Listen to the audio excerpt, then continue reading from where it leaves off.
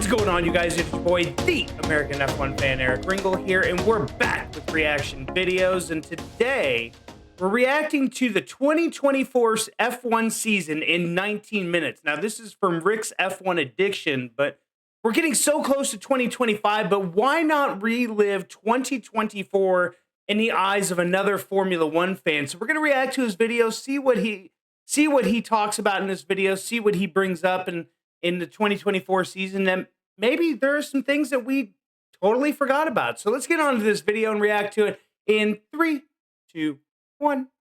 Formula One season, a year that has provided us with so much entertainment than we expected. Emotional moments, heart attack worthy battles, races so chaotic that half of the time we don't know what the fuck is going on. What the fuck happened? What happened? And a season that has left us with tears of relief and joy. But also pain, depending on who you really support. And valid. Some unfortunately over here. But regardless, this year has been insane. I do have to admit, this 2020, which means the 2025 season is going to be absolutely ridiculous. I mean, if we all think about it from a fan's perspective, like 2025 is going to be ridiculous. The best word I can think of to describe F1 in 2024 is random. Because we could have the most predictable, boring race one time, but then have World War III about a week later. And I'm about to recap all of these races in this video. That's right, guys. 50 hours worth of cars going in circles, condensed into a couple of minutes. 50, at least 50 hours worth of F1 video. I am going to blow my brains out. But anyways, let's begin, and there's no other place to start than in Bahrain. Now, before the season started, people were pretty much expecting 2023 all over again, as in Max Verstappen wins! Max Verstappen wins! Max Verstappen wins! Max We all thought that. I think there was not an F1 fan on the planet that thought that was going to change this year. I think there were a lot of people that were even of the mindset that, like, it was going to be over like midway through the season, if we're all being serious. Verstappen, Max Verstappen, Max Verstappen, Max Verstappen, Carlos Sainz, Max Verstappen. And as the season started, we kind of had I love how we throw the random Carlos Sainz in there, which I mean is valid. I mean, he did win I think one of the only other races that Max didn't win, or that a Red Bull team didn't win in 2023. So in Bahrain, Max Verstappen won by 22 seconds from his own teammates. In Saudi Arabia, he won by another 13 seconds, though at least we got some solid entertainment from Oliver Behrman after he replaced Carlos Sainz since the man got appendicitis, where he still decided to show up to the race weekend. Such a He beast. just got railed by Charles last night. But Behrman finished the race ahead of Lewis Hamilton and scored more points in Saudi Arabia than Sauber did their entire season. And in ouch. Ouch. Kick Sauber. Yeah, that was bad. Australia, Max was on his way to win again until his brakes blew up, so Carlos took the win. But God, that was crossed the line. On the final lap, George Russell crashed his car and had the calmest reaction to being told that Lance Stroll was behind him. Red flag. Red flag, you got Stroll. Red. But off to Japan, another 12 seconds, and in China, Lando Norris started his start so hard at the sprint. Expect more of that later. Meanwhile, Lance Stroll rammed into Daniel Ricciardo because he. That is still to this day, like, as an F1 fan, like, how? Like, and then Lance tried to blame Daniel for that. Like, Jesus. Was apparently looking somewhere else, and Max won the race by 12 seconds again.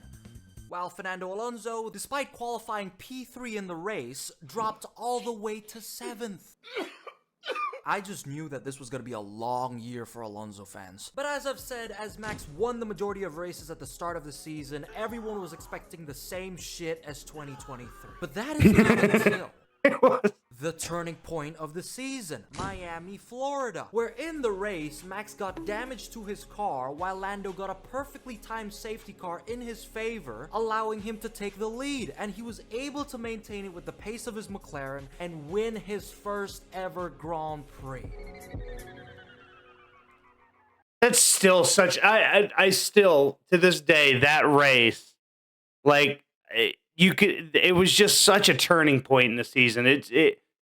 Thank God Lando and McLaren won that race. Now, everyone thought that this was just a fluke by McLaren, but as F1 went to Imola, which was thankfully not underwater this year, Lando qualified in P2 and was homing in on Max.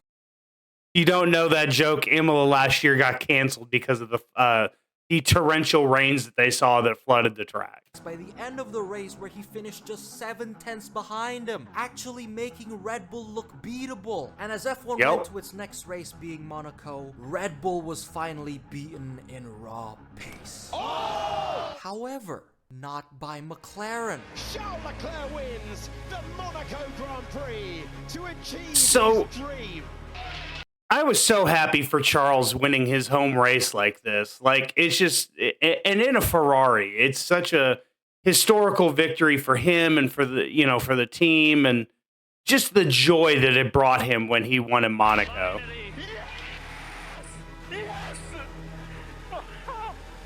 Like, you can just hear the happiness in his voice. Pure emotion for Charles Leclerc.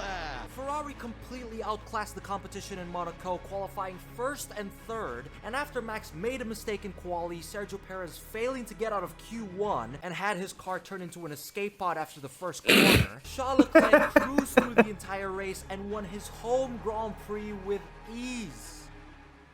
It was kind of a boring race, though, thanks to the cars being bigger than Sergio Perez's booty cheeks. But apparently, this glorious win.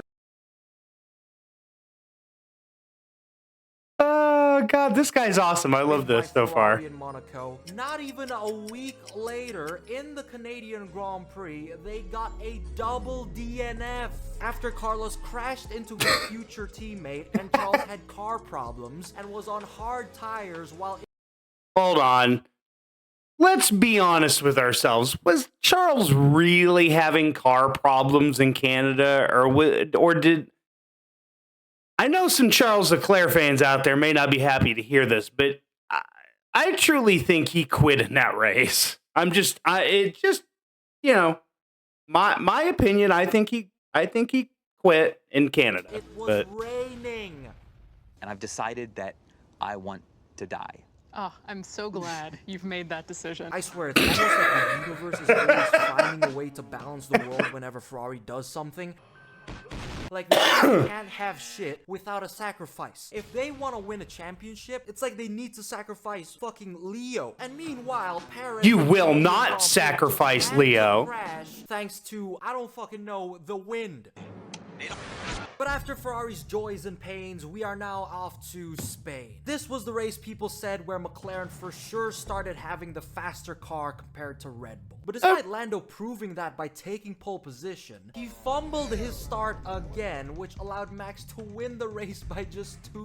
I hope Lando's working on that in the offseason this year, working on starts, because his starts were atrocious in 2024. Seconds. And after Spain was Austria. Now this was one of the boiling points of Max and Lando's rivalry. I love that visual.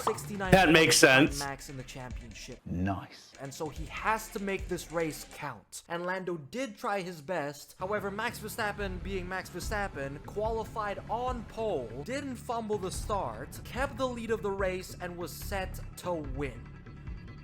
But this time, Lando had more pace in his McLaren, and after Max had a slow stop, the two came out of the pit lane in kissing distance of each other. And as they battled for track position, they eventually made out. Oh, contact! He's got a puncher! He's damaged his front!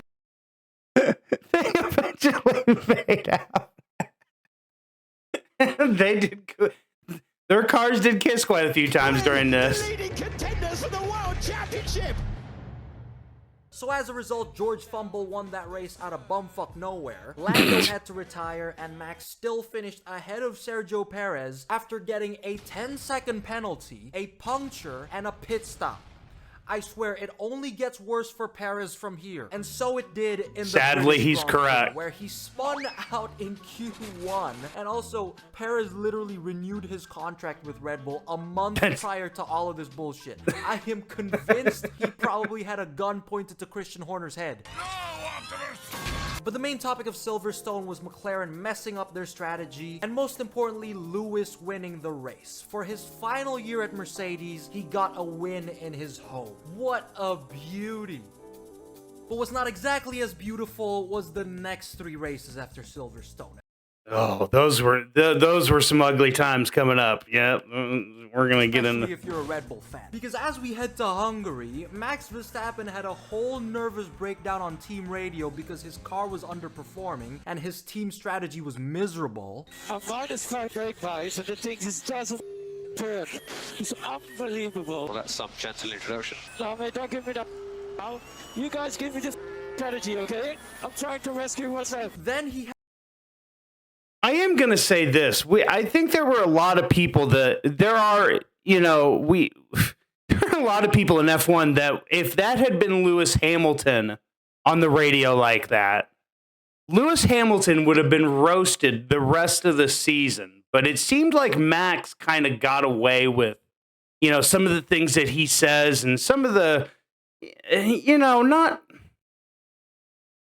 just some of the, really, just some of the crap he says over to the radio to GP and to Christian. Like, you sit there and you go, God, like, how does he get away with that? had the biggest crash out just dive bombing Lewis. And the best part about this is that he was sim racing till 4 a.m. before the race. Max Verstappen this season officially became a part-time F1 driver, full-time sim racer. The guy next to me just wrote me privately, "I'm gonna touch you." But anyways, Oscar ended up like winning his first it race in Hungary. Congrats to him, but only after McLaren fucked up his strategy again, giving Lando and the put him lead out instead, behind which he had to Lando. give back to Oscar. And since Lando was heated for having to do that, in the cooldown room, he redirected his frustrations towards Lewis.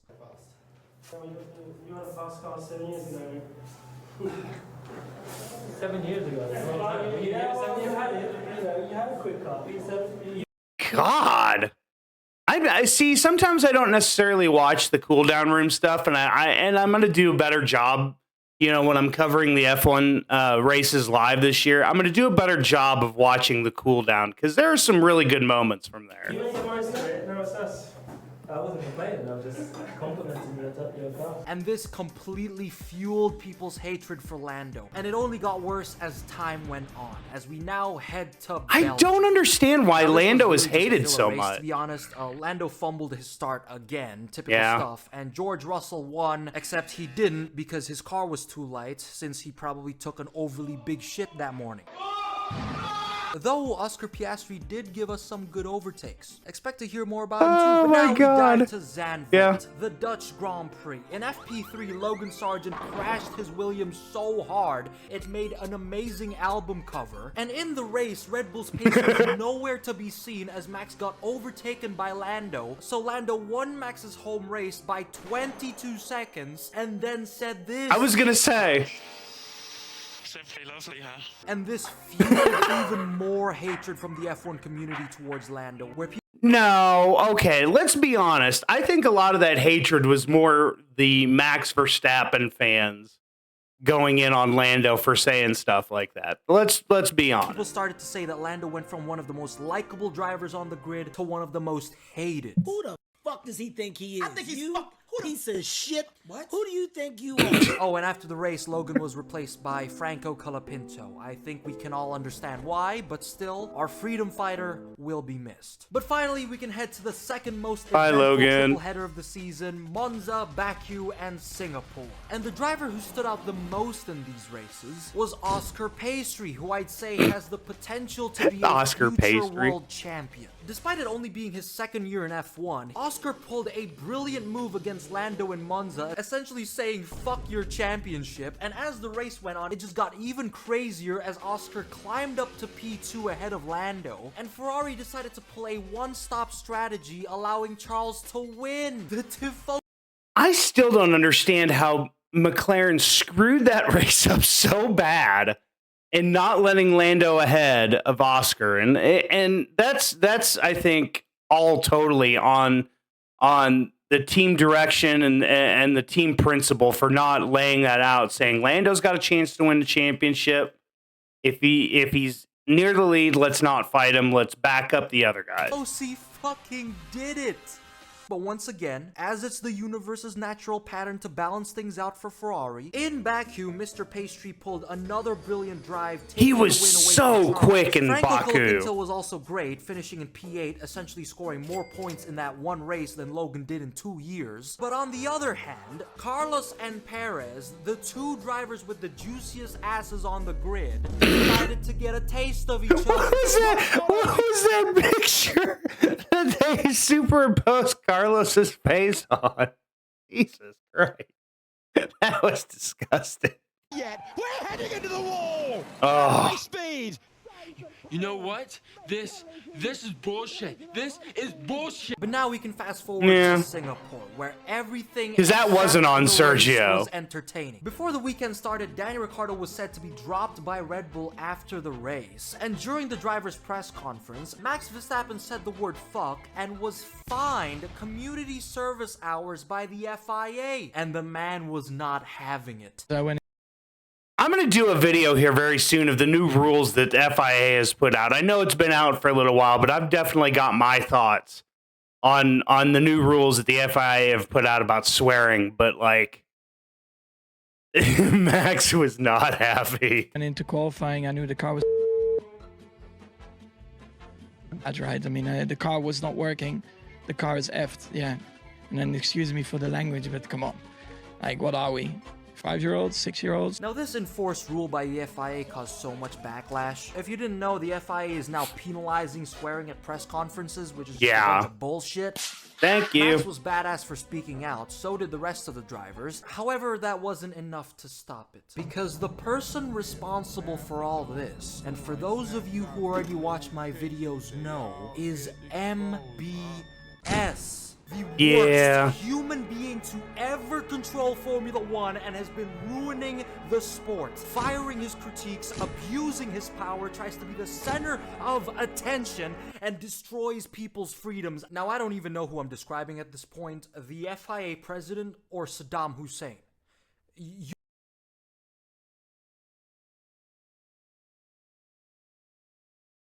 Wow.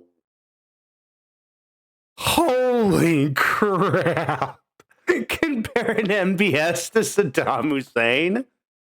Damn. You almost just can't tell the difference. And one thing you said about Japan, you said was controversial. No. The FIA was blamed for the points, but it was not the FIA which made the rules. It was the teams who made the rules, and we were implementing it. So if I ever catch the Not at an award ceremony. Never do that at an award ceremony. in a 50-mile radius from where I'm at, I just know I'm gonna be looking at him like...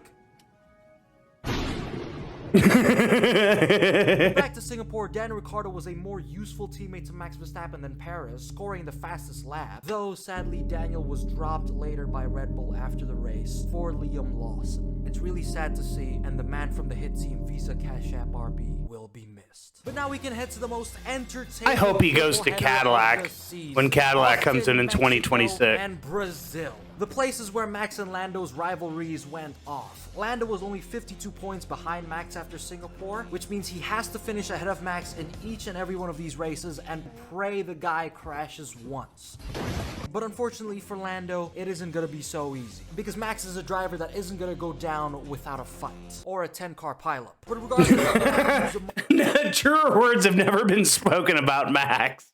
Truer words have never been spoken. Because so much shit happened. The US Grand Prix is underway. Man, gonna give himself an opportunity. I think, if we're all being honest, if you were to put a vote out there, the most controversial race, I think, would have been Austin this year. With everything that went on there, with, you know, the blocking by Lando, then the pushing wide of Max Verstappen pushing Lando Norris wide to keep the position, and just some of the FIA's stewards' decisions during that race, I think I would probably put the 2024, you know, Austin race up there as probably the most controversial of the season. But Lando's got to learn how to block the inside. Lando has got to learn how to block the inside. Battling each other, and they open the door for the driver in the Scarlet car. Verstappen on the defensive. Lando Norris on the attack. Lando Norris going through on the brakes, or can Verstappen hang on? And I still don't. I still don't understand how they penalized Lando Norris for this. And if you saw my live reactions, I still can't believe it.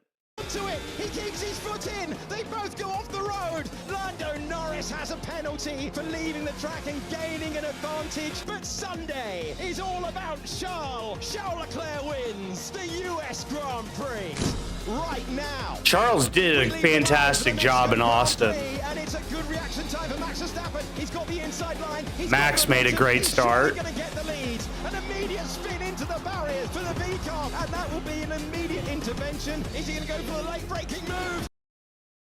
Lap 34. Somebody was using the wrong logo there. He is. That's the lead. Carlos. This is brave from Lando Norris trying to go around the outside. Max Verstappen barges his rival alive this time. Verstappen throwing it to the inside. They're both off. Extraordinary.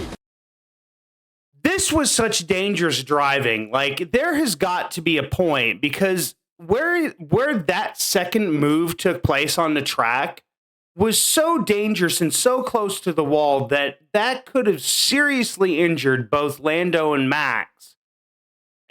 I don't think a 10-second penalty was near harsh enough for that second move. Like, listen to this, the sight and the sound of this crowd acclaiming their winner. Carlos Sainz wins the Mexico City Grand Prix. The red flag is out. The red flag is out with 46 seconds on the clock. No one would have predicted Verstappen. Max Verstappen not making it into Q3 in Brazil. The Grand Prix is underway from the line. Good reaction time for Max Verstappen. Max just through the spray, having a go at Lewis Hamilton. Here we go with Max Verstappen in another league right now. Wasn't even a contest. The man showing us why he's a three-time world champion. Max is so good in the rain. If you have a race that's got rain in it, you can't bet against Max Verstappen. You just can't. He's so good in the wet. He climbs the hill back to Grand Prix victory. Max Verstappen wins the Sao Paulo Grand Prix. God, and an Alpine finishing two. Finds himself off the road on the formation lap, and he has got himself into difficulty. How this man stays in Formula One? The final 3 races of the season, which can be summed up as this.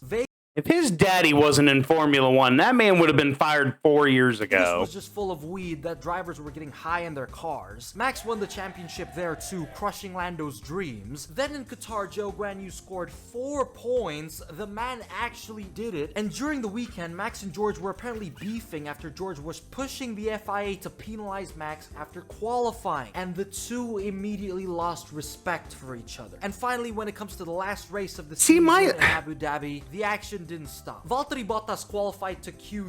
My thing is Max wants to bitch and complain that George went and, was pushing for a penalty, but in Abu Dhabi, did he not do the same thing with Lando and pushed for a penalty? They're going, I don't think Lando slowed down under the yellow flags there. Like, he just does it in like this typical, like, oh, just, so you're aware, Lando may not have slowed down, whereas George is probably like, that mother fricker, tried to run me off the road and tried to kill me. Like, there's a big difference. And so I think everybody looks at it in 2 totally different ways, when in reality, they're both doing the same thing.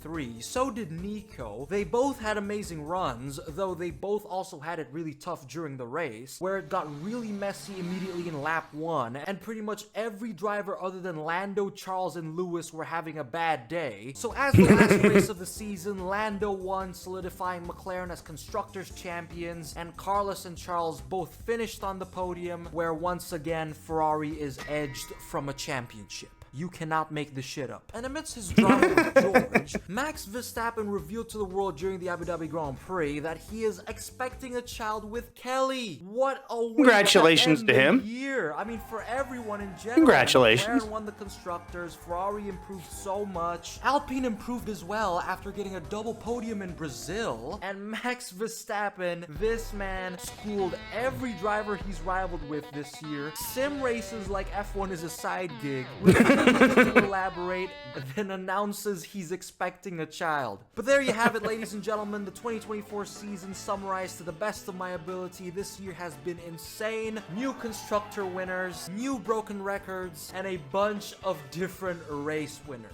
with surprisingly Perez being absolutely none of them. Which brings me to That's so true. Oh, it's so sad. It's so sad because I do like Sergio, but it's sad that he didn't get a victory. And he did have to go from Red Bull as much as we didn't want him to go, but he had to go. This video yet, and that is because of two very important awards that I want to give out. Starting with the most disappointing drivers of the year, which obviously go to both Perez and Stroll. And as predicted, it has finally been announced that I mean, yeah, that's very true. Stroll and Perez parting ways with Red Bull. I can't really say I'm surprised. But now we can award the most goated drivers of the year, which we can obviously start with Max Verstappen. I mean, enough said. Then Nico Hülkenberg dragging his Haas tractor into Q3 so many times. Pierre Gasly causing Alpine no damage throughout the entire year. Charles and Carlos being the strong duo they are. Piastri showing how he's championship material. Why do I feel like it's going to be carrying the shit? Why do I feel like it's going to be the whole grid? Of course, Yuki Tsunoda, who has been feisty but great. And of course, there's a couple drivers that stand out a lot this season as well. Like our number one MVP, Logan Sargent, who has out-qualified Sergio Perez numerous times this season in a Williams. That is one of the most craziest stats I think I heard in the F1 season, was that Logan Sargent out-qualified Sergio Perez. It was like 7-1 or something ridiculous. Like, he out-qualified Sergio Perez in a... Oh, my God. No, all right. I know that sounds bad. Now, I gotta say, 2024 has been quite the season than what I expected. This year has delivered a lot, which brings a lot of excitement for the future. There's a lot of uncertainty coming to the future of F1, you know, with new drivers and new seats, new opportunities. You might as well add Franco Colapinto to Alpine there, because that's only a matter of time. Carlos looking depressed in his Williams. Looking depressed as William. Lewis either needing a new shelf for his trophies or a new therapist. But what I do know for sure, though, is that I cannot wait to see the F1 rivalry in 15, 20, or heck, even 30 years' time between Max Verstappen Jr., Kimi Räikkönen's son Robin Räikkönen, and of course, the most dangerous of them all, Stroll. Fernando Alonso.